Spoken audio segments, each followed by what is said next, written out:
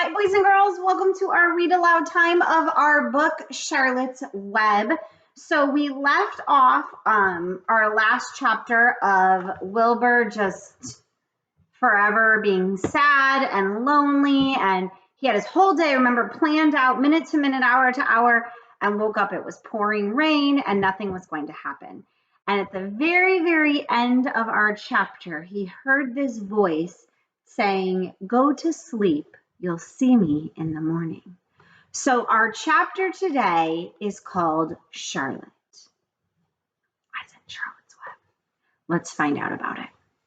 The night seemed long. Wilbur's stomach was empty and his mind was full. And when your stomach is empty and your mind is full, it's always hard to sleep.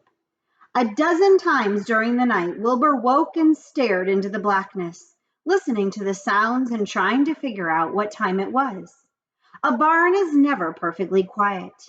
Even at midnight, there is usually something stirring.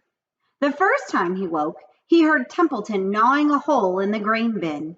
Templeton's teeth scraped loudly against the wood and made quite a racket. "That crazy rat," thought Wilbur. "Why does he have to stay up all night grinding his clashers and destroying people's property? Why can't he go to sleep like any other decent animal?" The second time Wilbur woke, he heard the goose turning on her nest and chuckling to herself. "What time is it?" whispered Wilbur to the goose. "Probably obbly about 11:30, said the goose. "Why aren't you asleep, Wilbur?" "Too many things on my mind," said Wilbur. "Well," said the goose, "that's not my trouble. I have nothing at all on my mind. I've been too many things under my behind. Have you ever tried to sleep while sitting on 8 eggs? "No," replied Wilbur. "I suppose it is uncomfortable." "How long does it take a goose egg to hatch?" Approximately 30 days all told," answered the goose. "But I cheat a little. On warm afternoons, I just put straw over the eggs and go out for a walk." Wilbur yawned and went back to sleep. In his dreams, he heard again the voice saying, "I'll be a friend to you. Go to sleep. You'll see me in the morning." About a half an hour before dawn, Wilbur woke and listened. The barn was still quiet and dark. The sheep lay motionless. Even the goose was quiet. Overhead on the main floor, nothing stirred. The cows were resting. The horses dozed. Templeton had quit working and gone off somewhere on an errand. The only sound was a slight scraping noise from the rooftop, where the weather vane swung back and forth. Wilbur loved the barn when it was like this, calm and quiet, waiting for light. Day is almost here, he thought.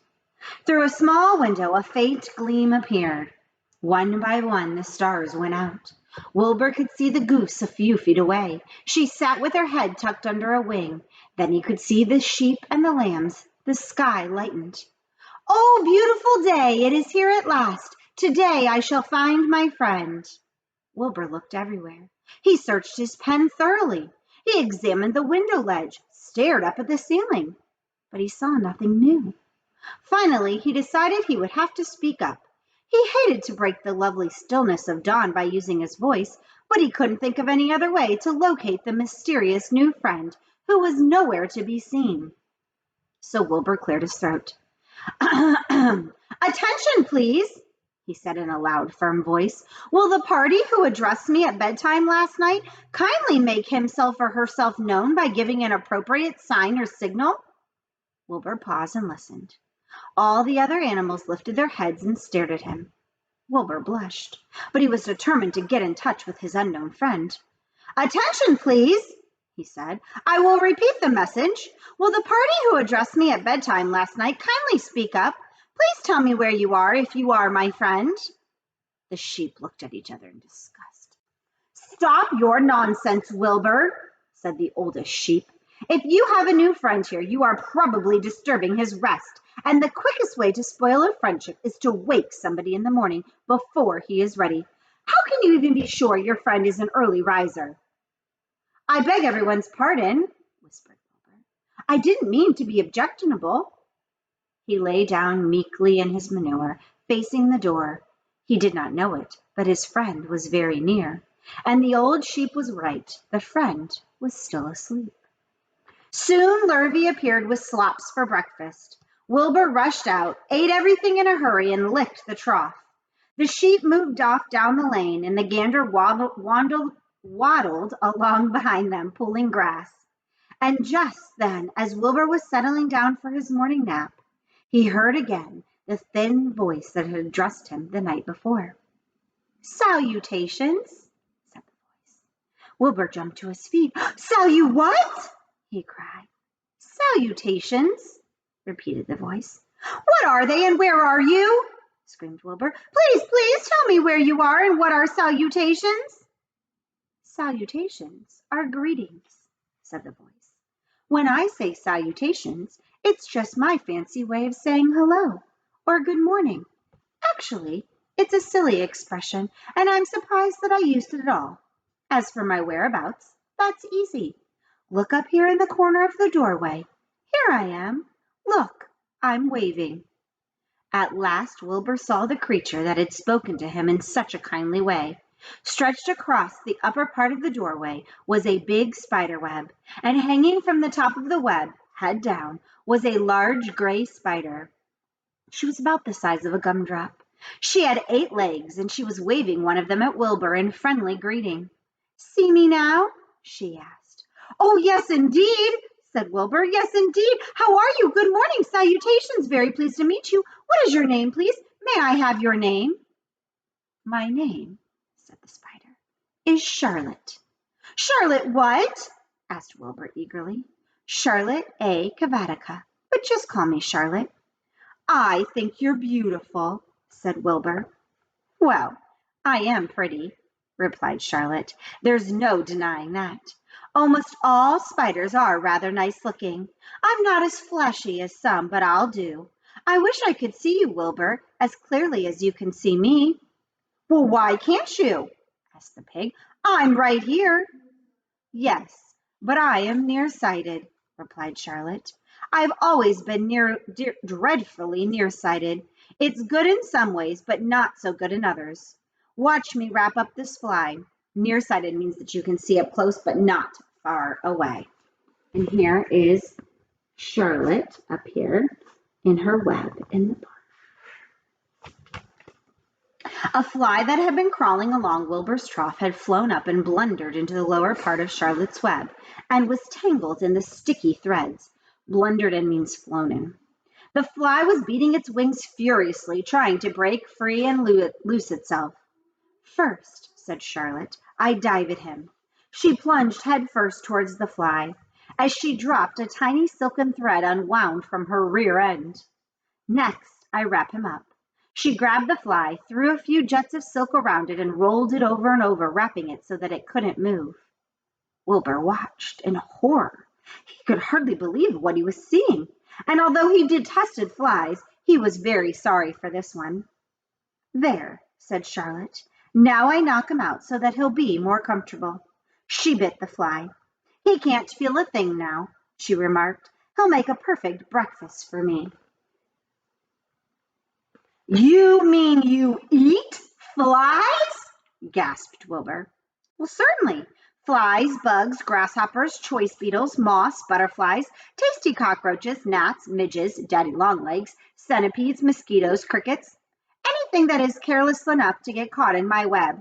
I have to live, don't I?" "Why, yes, of course," said Wilbur. "Do they taste good?" "Delicious. Of course, I don't really eat them. I drink them. Drink their blood. I love blood," said Charlotte. And her pleasant, thin voice grew even thinner and more pleasant. "Don't say that," groaned Wilbur. "Please don't say things like that." "Well, why not? It's true, and I have to say what is true. I am not entirely happy about my diet of flies and bugs, but it's the way I am made. A spider has to pick up a living somehow or another, and I happen to be a trapper. I just naturally build a web and trap flies and other insects.